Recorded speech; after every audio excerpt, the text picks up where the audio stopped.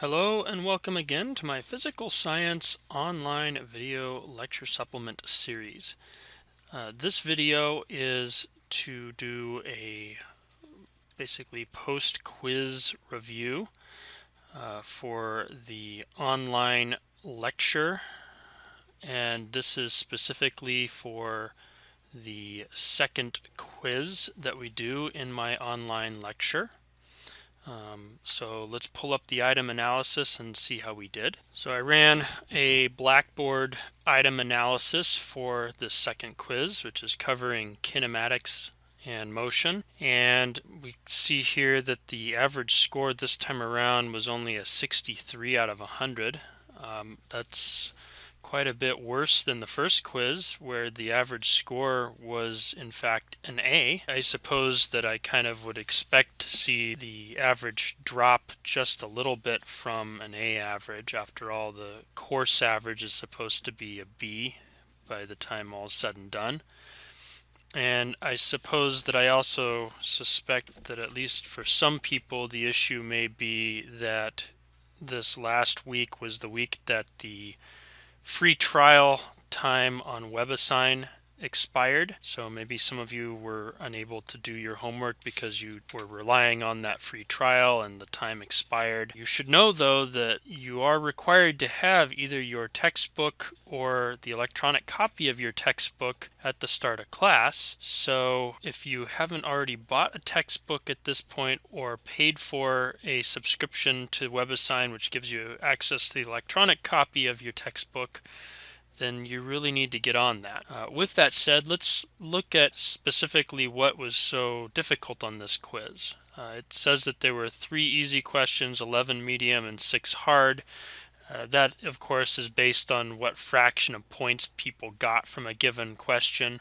And as you may or may not have discovered by now, 2 quizzes in, a lot of the questions are coming straight off of your homework, and everybody has the same questions from straight off the homework, but there's also some questions that are sort of random. You're randomly assigned a few questions that I've written that are not straight off of your homework. So you can see there were 2 people who actually attempted this. Granted, if you leave the answer blank, I think it doesn't count it in the graded attempts. 20 possible questions on this quiz. 19 people completed the quiz, meaning they submitted at least one answer to a question somewhere. I want to actually review specifically the questions that came off of your homework because those are questions that everybody saw, and I'm going to look at the ones that are most difficult from off of your homework based on fraction of points that the average person got right. So this is the first one that came straight off of the homework. A little under 30% got it right, or maybe I should say about 30% of the possible points for the whole class were earned because there's partial credit sometimes possible. It's marked E20. That means that it was exercise 20 from your homework. And how I'm going to go about doing this is I've pulled up actually my view of WebAssign here, and this is for the physical science course. I come down here where it says ebook. I'm going to click on that so that I can launch the ebook. Give it a minute to load. And we were working out of chapter 2, so I'm going to go to chapter 2. I'm going to go ahead and get to the exercises and maybe zoom in a little so we can actually see what this is saying. It was exercise number 20. So I guess we need to go on to the next page. And so that's this question right here. A race car goes around a circular level track with a diameter of 1 kilometer at a constant speed of 90 kilometers per hour. What is the car's centripetal acceleration? Alright, so how are we going to do this? Well, for starters, we're looking for the centripetal acceleration in meters per second squared.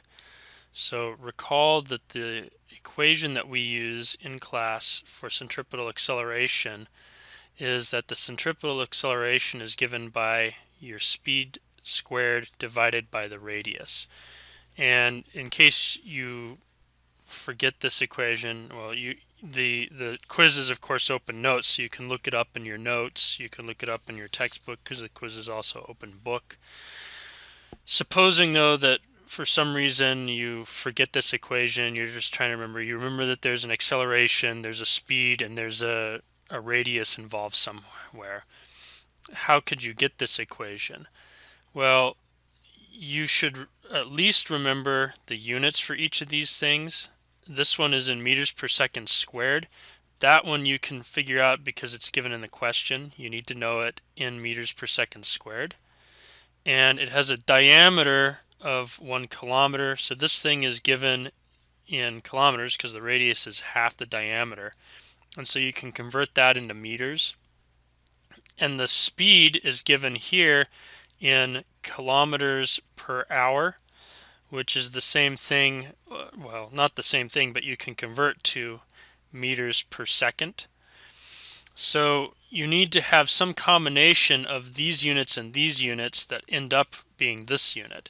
So if you square this one, you would end up with meters squared per second squared, and then if you divide by meters, you're left over with meters per second squared, which is the units you want.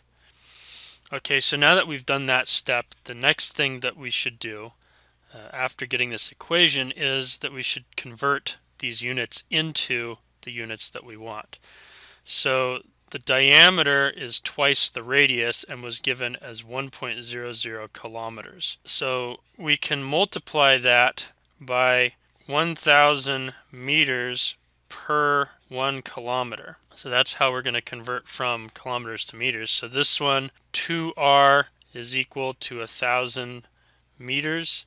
And so that means that the radius must be 500 meters. All right, so now we do the speed squared part of it. So the speed itself was given as 90.0 kilometers per 1 hour.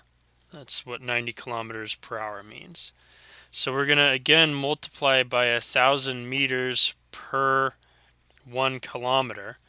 And we also need to convert this hours into seconds. So we can have hours per minute, and there's 60 minutes in 1 hour. And we can have minutes per second, so 60 seconds per minute. All right, so this one maybe you use a calculator to do if you'd like. So we'll pull up our calculator here. We have 90 times 1,000 divided by 60, and then that has to be divided by 60 again, and so you end up with 25. So 90 kilometers per hour is the same thing as 25.0 meters per second. Okay, so the centripetal acceleration is given by the v squared over r. This is a v squared. So that's 25.0 meters per second, and that number's got to be squared, and then we're going to have to divide that by 500 meters. So again, you can use your calculator if you'd like. So we square it, we divide by 500, you end up with 1.25. So the answer is 1.25 meters per second squared. All right, so of the questions that everybody has, the next three that were frequently missed, or that frequently missed points, are a pair of multiple choice questions and a key terms and matching question, albeit a slightly modified one. So just as a hint for you guys as you take these quizzes, if it says E before the number, it's probably going to be an exercise. It's going to correspond to an exercise from your homework. If it says MC, it's going to correspond to one of the multiple choice questions. If it says KTM, it corresponds to a key terms and matching question. Sometimes I also will have like a EX for example, means it corresponds to one of the examples in the notes. Sometimes I will denote these as like EXO and EXE for even number or odd number exercise. And the reason why that is you can check it against then the homework that you've been doing in class. So let's pop back to this book again. For one thing, notice that most of these odd numbered questions actually give the answer right after the question. So if you have your book and you're doing one of the one of the odd numbered questions, you really have no excuse for missing it on this quiz. And as it turns out, the same thing is going to be true for the multiple choice questions or for the key terms and matching. So let's scroll down to the multiple choice question. One of the ones that was missed here was multiple choice number 3. It looks like about 36.8% of you guys got this right. So multiple choice number 3 says, which of the following is always true about the magnitude of a displacement? Now, before I go ahead and answer this question, let me show you something about your book in case you haven't found this. Which is that if you go to the end matter of the book, you'll notice that there's answers to confidence exercises, answers to selected questions, glossary index. And so let's go to the answers to selected questions. And if you look on here, this is at the back of your hard book. It's also, I'm showing you in the back of the one that you have access to on WebAssign. Chapter 2, answers to the matching questions, A, B, C. It's all the matching questions. They all have their answers here. Answers to multiple choice, 1, 2, 3, 4, 5. It's all the multiple choice questions. So you really, if you have your book and you've done your homework, you have basically no excuse to be missing any of the key term matching or any of the multiple choice questions, because this is an open book quiz. So you could go back here and double check your answer at the end, and it's okay with me if you do that.